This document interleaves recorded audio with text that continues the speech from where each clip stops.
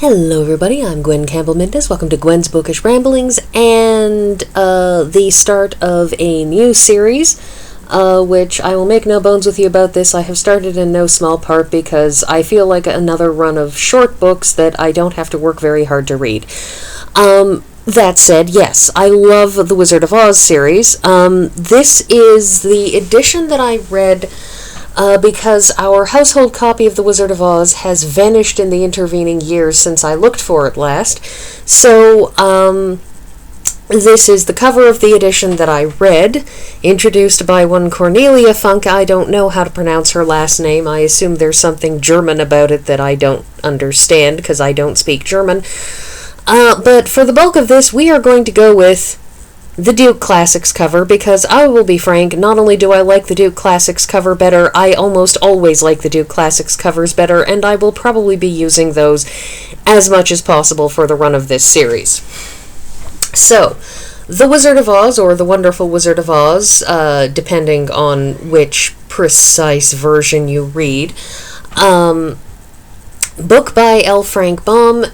This is, of course, a classic. Everybody's at least seen the movie, heard of the movie, something. But I really, really enjoy these books. And this first book, sets its mark, sets its stamp on the series, giving us that fundamental character of the series, which is so important to me in reading them, and that is, these are very much travelogues.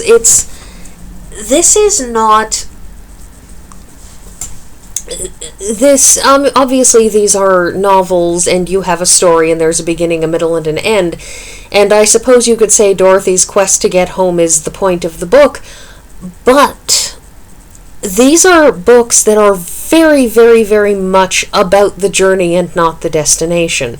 You read something like The Lord of the Rings, and this book is about finding out how and whether everybody is going to defeat Sauron and Saruman and everybody else who's running around doing bad stuff in those books. You read so many novels, most novels, and the point of the novel, the point of reading a mystery novel is to find out how the mystery is resolved. In the case of these books are about Dorothy's journey. She's journeying to get home, at least in this first one, but the point of this is to watch the parade of strangeness as it goes past, to see the Kalidas, these creatures that have the bodies of bears and the heads of tigers. It's about getting to see, after the defeat of the Wicked Witch of the West, getting to travel south to the country of the Gillikins, where Glinda lives, and where the Good Witch of the South, Glinda, lives, and going there and seeing the China town, that literal people made out of porcelain. They have this little sector of the countryside, and they've put up a giant wall around it to protect themselves, because they are made out of porcelain, and they don't want to be shattered by accident. Seeing the people of the Munchkin country, seeing this land where everything is blue, heading to the Emerald City, which is ostensibly so dazzling that you have to wear green glasses the whole time you're there to shade your eyes from its magnificence, and then they discover when they leave everything they wear is white. It's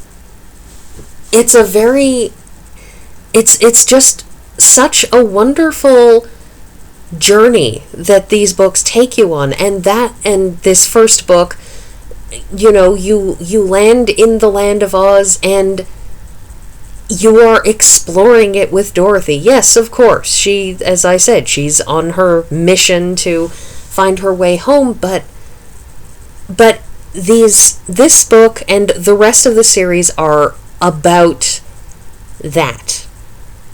and it's part of why I love them. It's the same reason that I enjoyed The Voyage of the Dawn Treader so much out of all of the books of The Lion, the Witch, and the Wardrobe Narnia series, because, again, that book is about its journey. It's about the travel. It's about seeing what's there. It is not about doing a thing. And it makes for a very, very different feel for these books. And it's part of what makes these books so different. It's part of what makes The Wizard of Oz so different. Now, of course, we've all, most of us, many of us, I don't know, there's people now who have grown up having not seen the original film with Judy Garland. Majority of people have seen the movie, though, and the movie is, in its way, it's an interesting adaptation.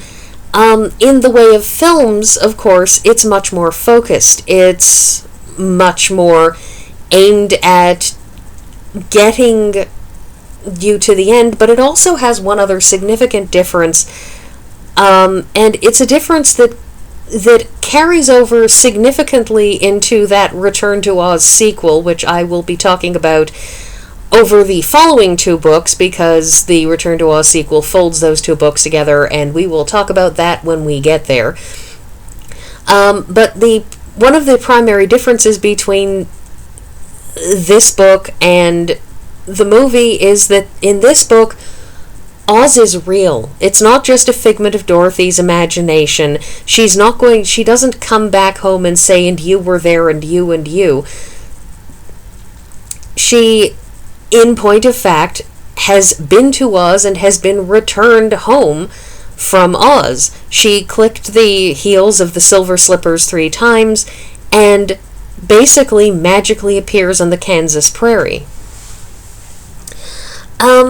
One of the other things about these books, of course, is it's such a evocative opening to them. So very interesting, because, you have a description of the house and where they live and the presaging that there will be a cyclone somewhere further on in the story.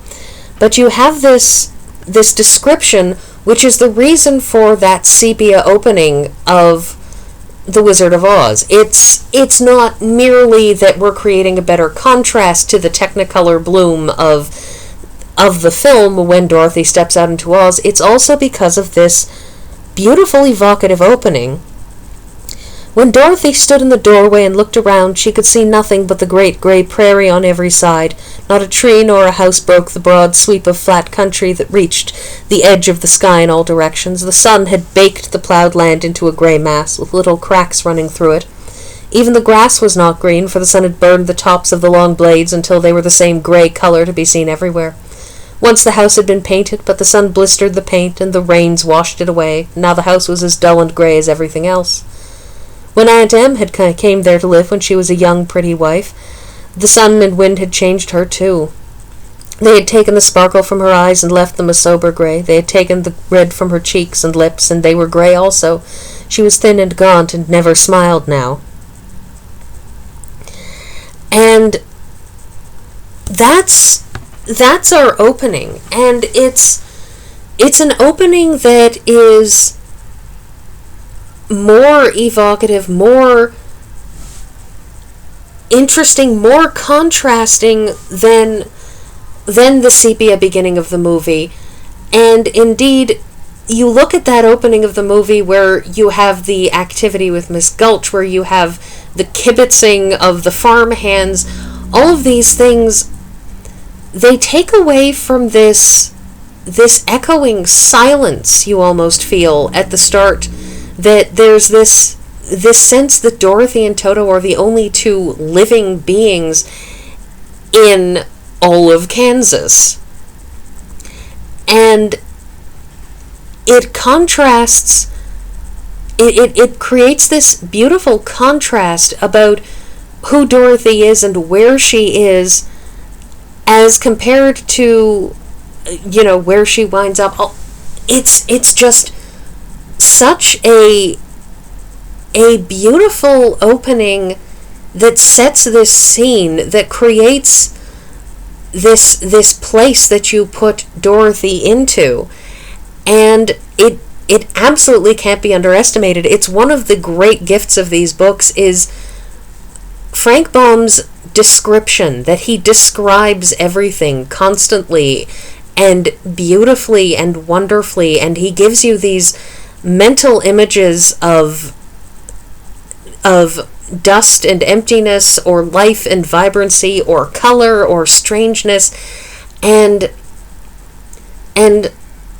vibrancy in the mind is just such an important and fantastic thing in these books. And I can't speak highly enough about this world that he builds for us that is so wonderfully realized. And it is no wonder that these books were so popular then, and will always, I feel, have some sort of a place for people, whether it's adults discovering the interest in this text, or children reading a story about a fellow child having an adventure. And I could go on about the differences between this and the movie, but I'm not going to, because, well, if I go on for too long, then I'm going to overrun my time. So instead, I'm going to run up short on my time, and we will come back to the Land of Oz when I see you all next week.